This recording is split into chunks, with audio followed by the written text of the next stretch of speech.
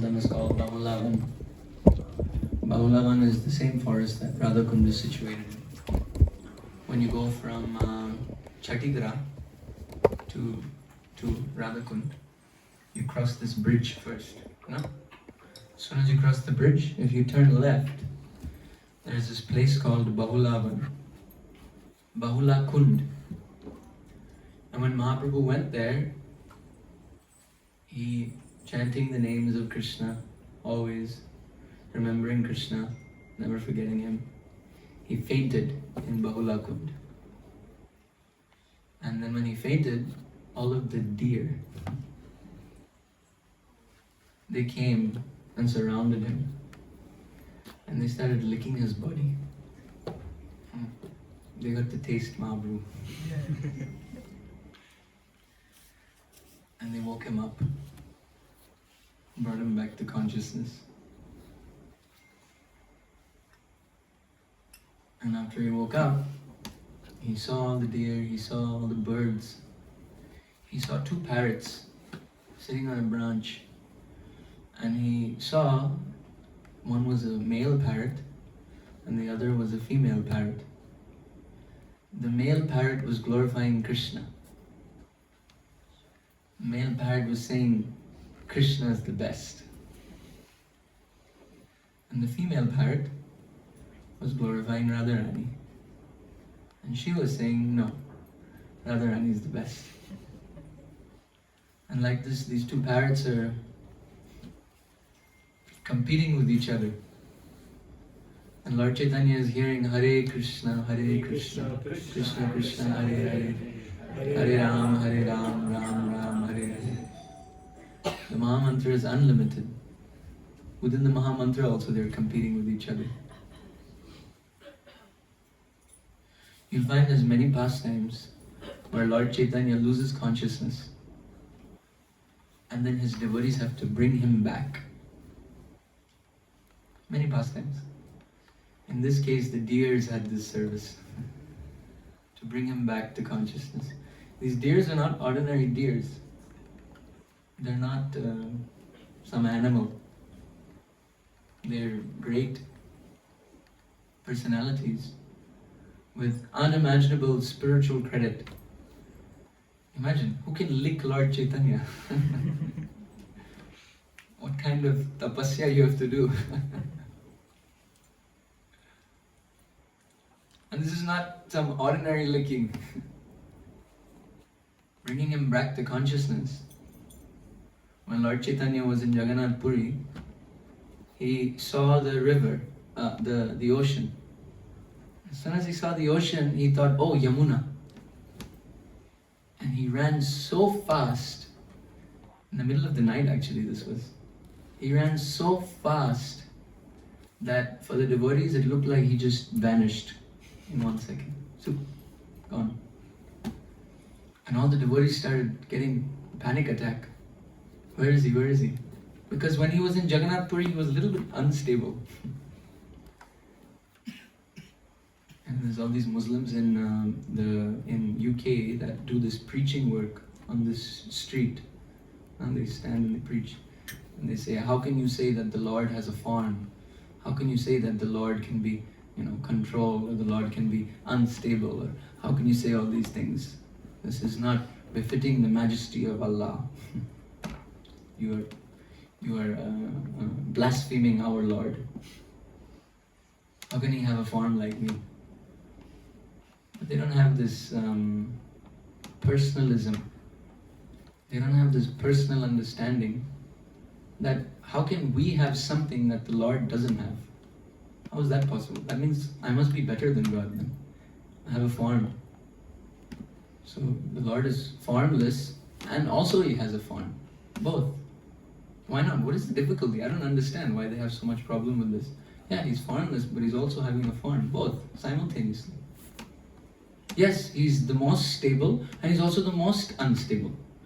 Prabhupada one time gave a lecture and he said something very nice.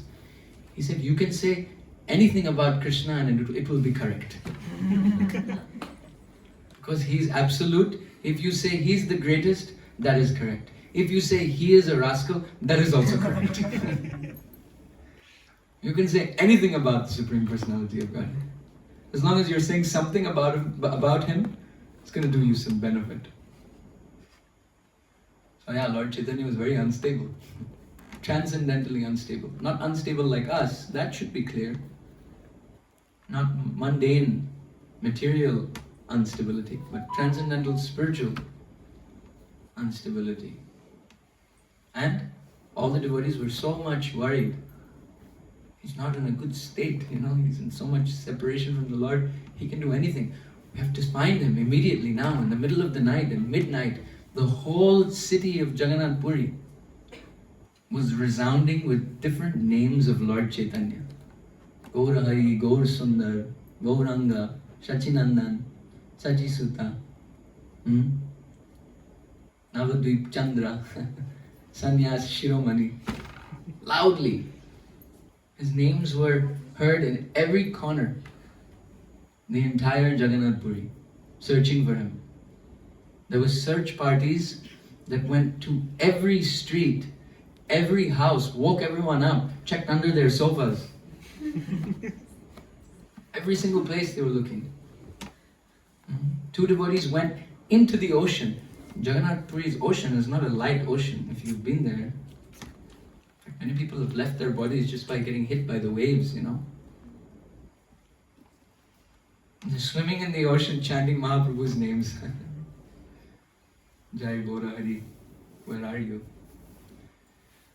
And in the water, he floated and went all the way to Konark, Sun Temple. And then there was a fisherman throwing nets and trying to catch a fish. He caught the best fish possible.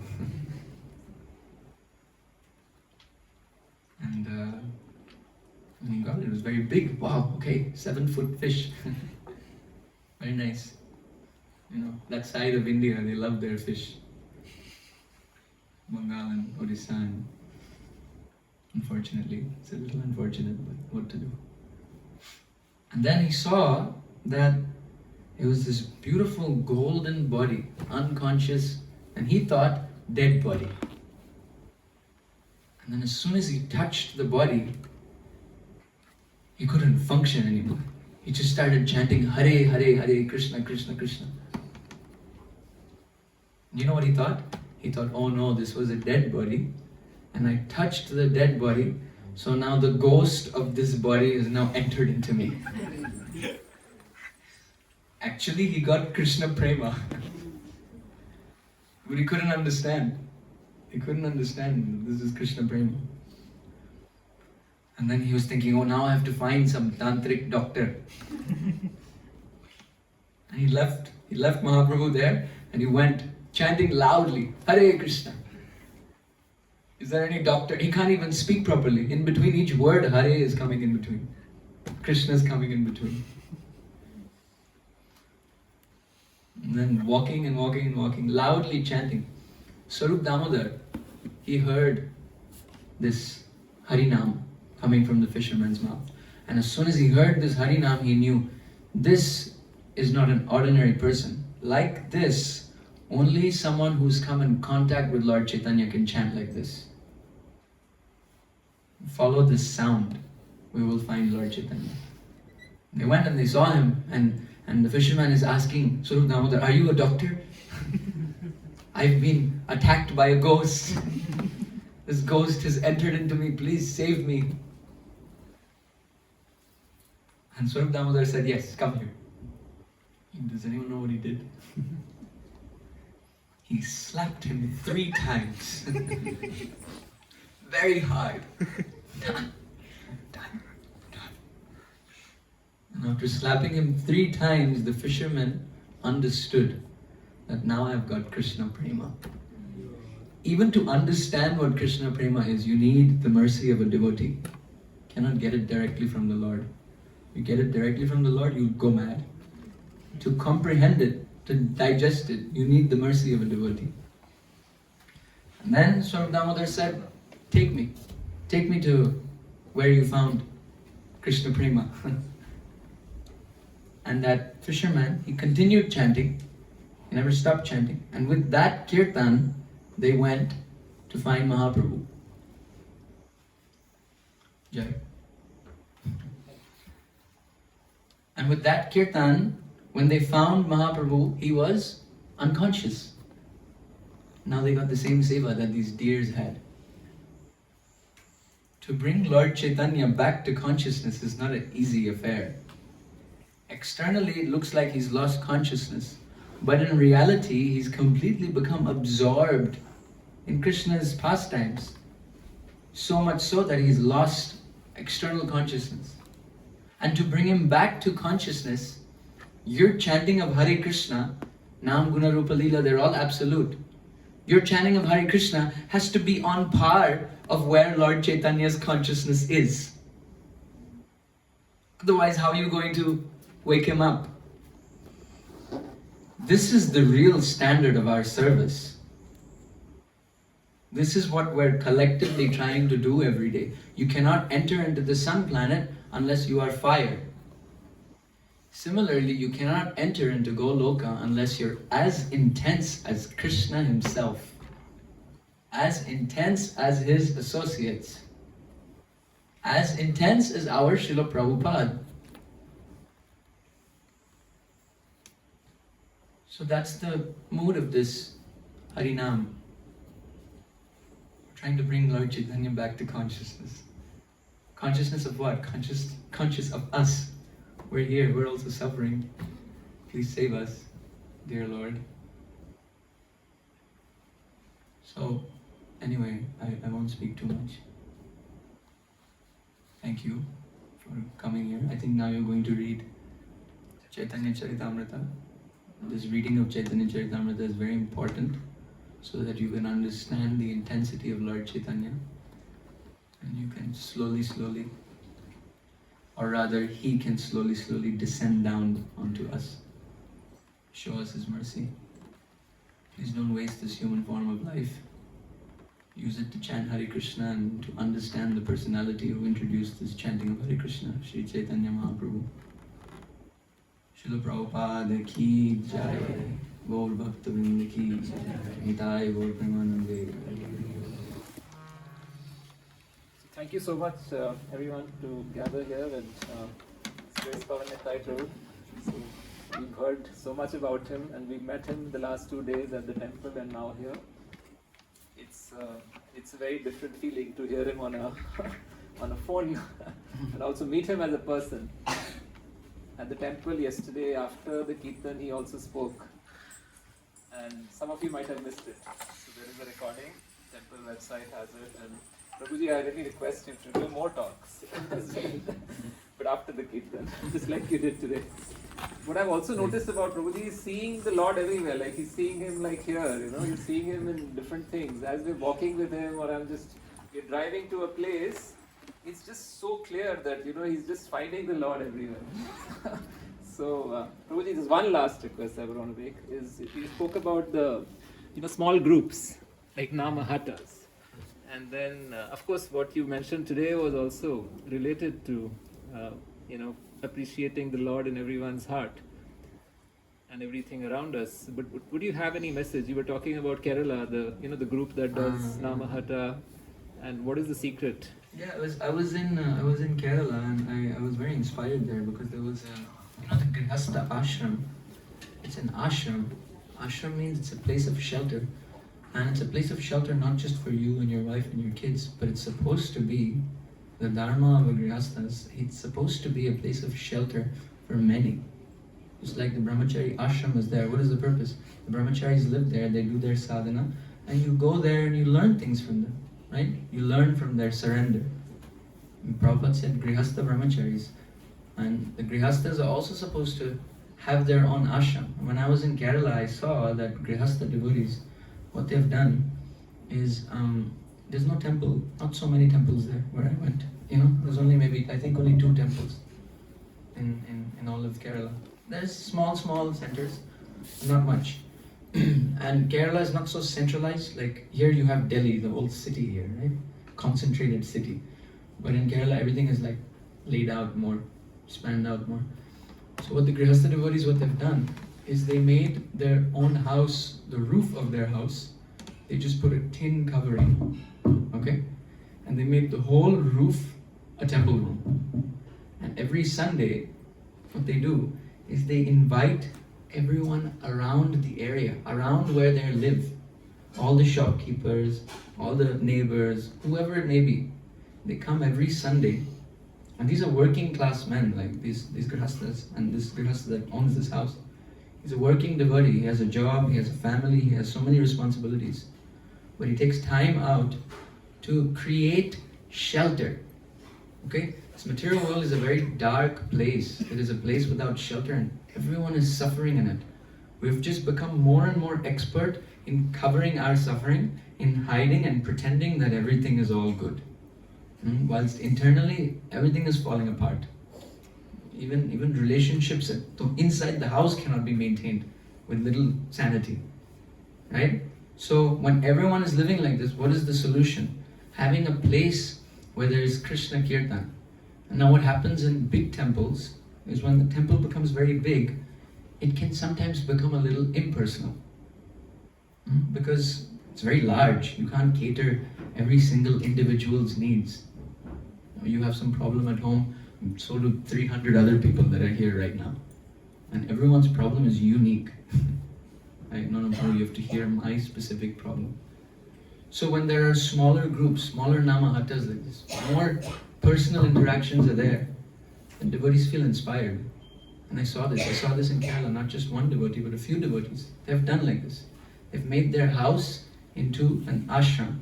You know, it is a grihastha's duty that whatever he cooks, he should cut it in half, go outside his house.